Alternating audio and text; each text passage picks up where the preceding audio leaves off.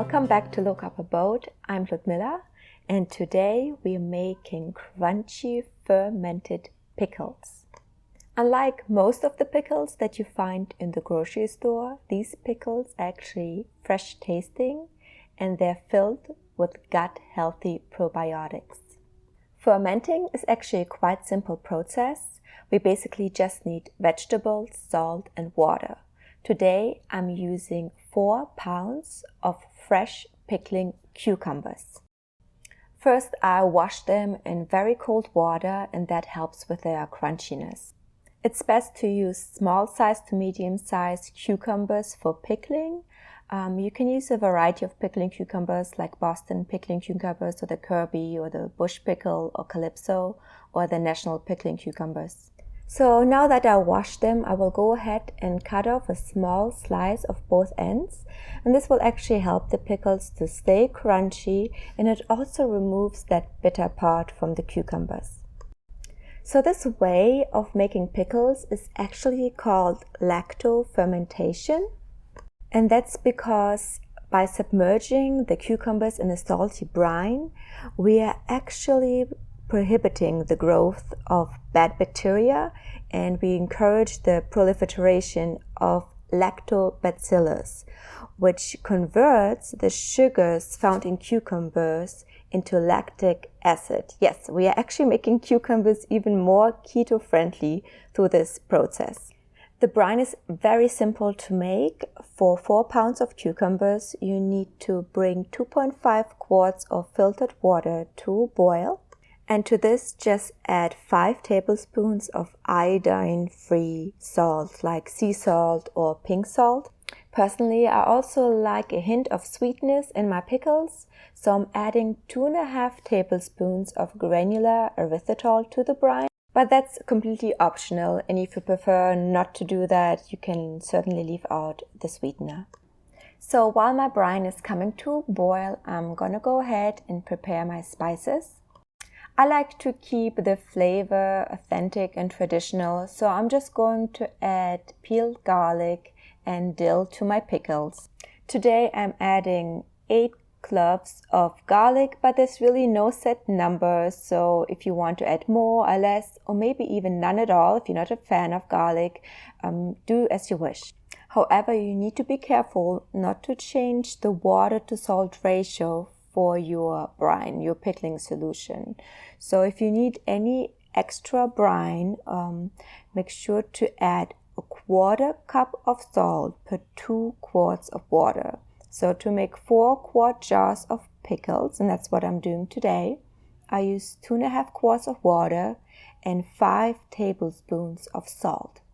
So these pickles are actually the only pickles that my children will eat because they don't like that extreme sour flavor of the pickles that you would usually find in the grocery store. And those pickles are actually made with vinegar, and they're also canned, which kills off all the bacteria, the good and the bad, and that's why they're not as healthy as the pickles that we're making today. I'm also adding fresh dill. Again, if you don't like dill, you don't need to add it, but I think it makes it taste very traditional, and I just love the flavor of fresh dill. So I'm adding the leaves as well as the fresh flowers. About 1 handful of dill will do for 4-quart jars of pickles. And now you've seen all the ingredients that you will need to make your own fermented pickles. It's pretty simple, really.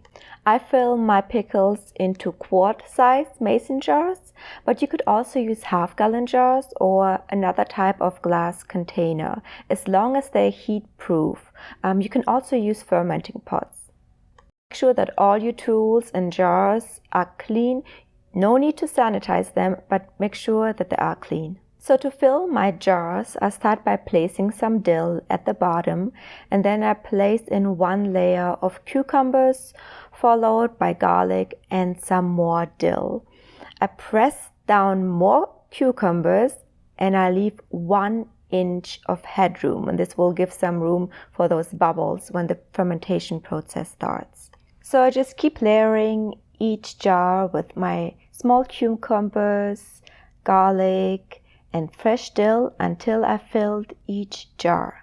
I know some people like to place their cucumbers in upright, but I find it very hard to do in these small quart-sized jars, so I'm just placing them horizontally.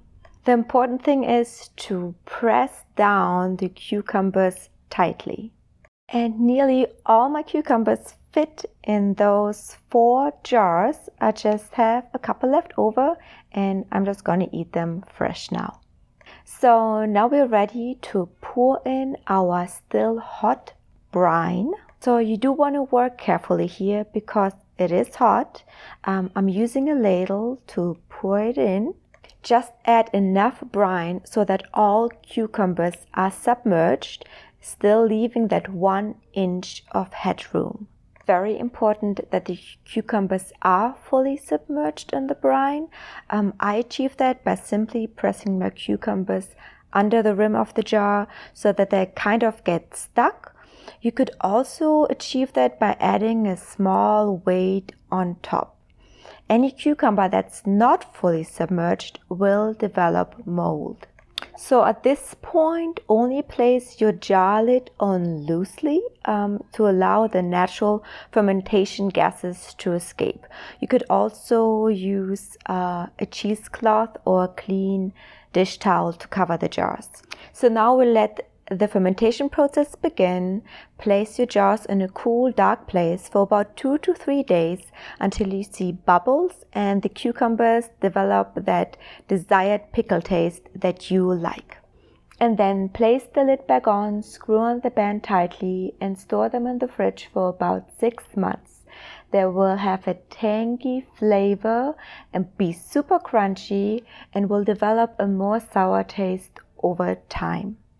Pickles are my favorite probiotic snack for sure. I hope you liked this video, and if you have any questions, let me know in the comments. I will put the link to the full recipe in the description below. Bye!